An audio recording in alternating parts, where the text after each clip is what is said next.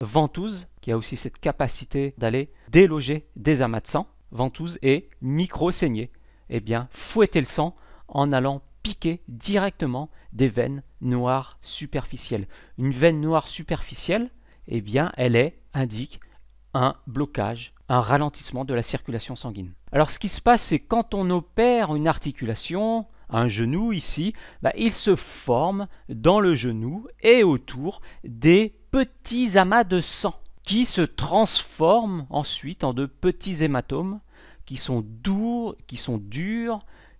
qui représentent une douleur fixe, un gonflement, une douleur fixe qui est aggravée quand on touche le genou, aggravée à la palpation, et une douleur qu'on ressent aussi la nuit. Donc ce monsieur s'est fait opérer du genou. Avant de mettre des ventouses, la peau était de couleur normale. Vous voyez ici la cicatrice, d'accord, et il a été posé une ventouse, plusieurs ventouses, notamment une ventouse sur le genou, vers la cicatrice, et après la pose d'une ventouse, eh bien, on a délogé, et pour preuve, on a l'apparition d'une couleur noire foncée. Donc, c'est-à-dire un hématome, c'est un amas de sang, des caillots de sang qui se forment lors de l'opération d'une articulation. Ici.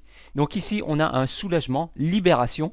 On a éliminé l'amas de sang, éliminé les caillots de sang, activé et de ce fait indirectement activer la circulation. Au niveau des règles, c'est la même histoire. C'est le même mécanisme qu'on va essayer de mettre en place.